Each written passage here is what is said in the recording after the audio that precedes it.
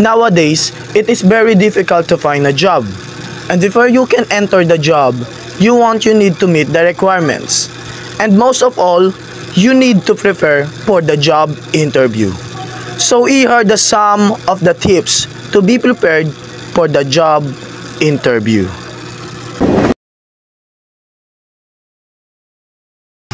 Don't be late. Arriving on time shows responsibility and respect for others' time. Being late can create a negative first impression and suggest poor time management. According to your resume, you had 5 years experience to your racing job. So, how's the experience? Yes, sir. In my recent job, sir, I'm very active, hardworking, sir. And I'm very motivated.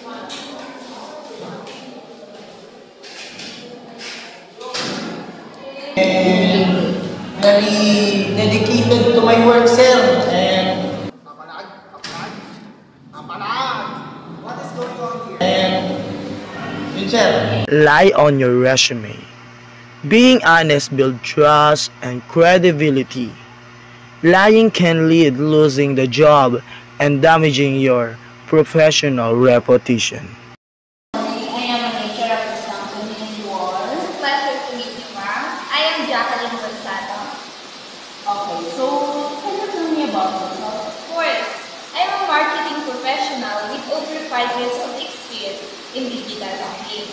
I'm passionate about using creative approach to drive that growth, which is why I'm excited about this opportunity. Express gratitude and make a good impression. Showing appreciation demonstrates professionalism and respect. Failing to do so can make you seem indifferent or ungrateful. Good day, ma'am. It's Andy.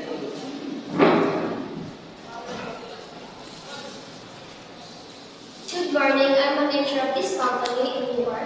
My name is Yuri Medina Panos. Can you tell me about yourself? Good day, ma'am. My name is Yuri Medina Panos and I'm 28 years old. All the way from 168 Mangara City, Nova University of Sir, can you please Sorry, I apologize. Good day, ma'am. My name is Yuri Medina Panos. Avoid eye contact. Maintaining eye contact shows confidence and sincerity. Avoiding it can make you seem insecure or dishonest. Why do you want to work here? I admire your company's commitment to sustainability and innovation.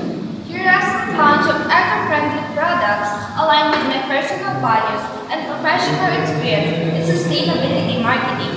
I'd love to contribute to this mission. Answer thoughtfully and be respectful.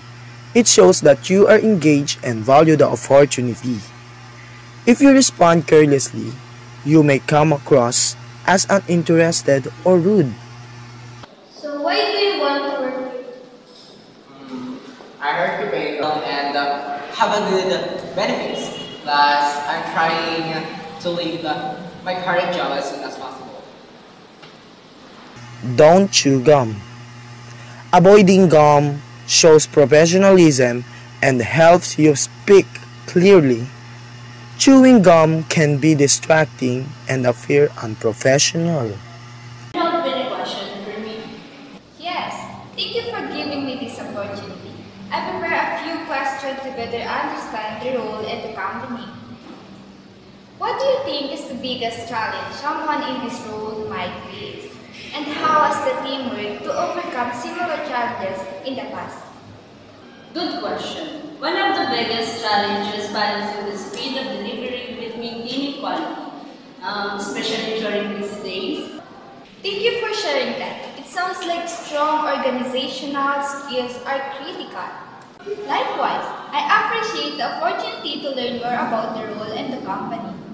Thank you for this insightful questions. It's been a pleasure speaking with you.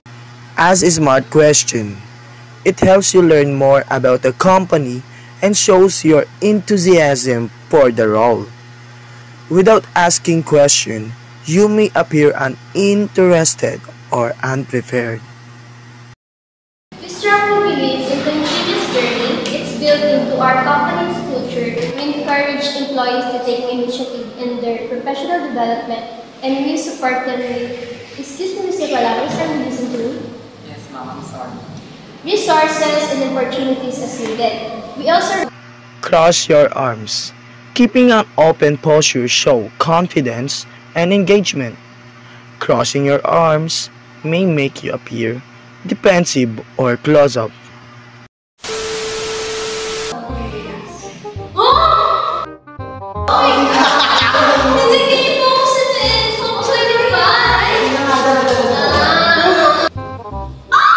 Buti nagkamali ka. Wait lang,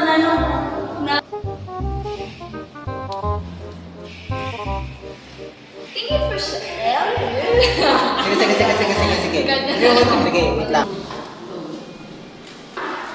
I admire your company's commitment to the sustainable. Huwag kang tumawa. Tangina. 3, naka-play na. Go. Good morning.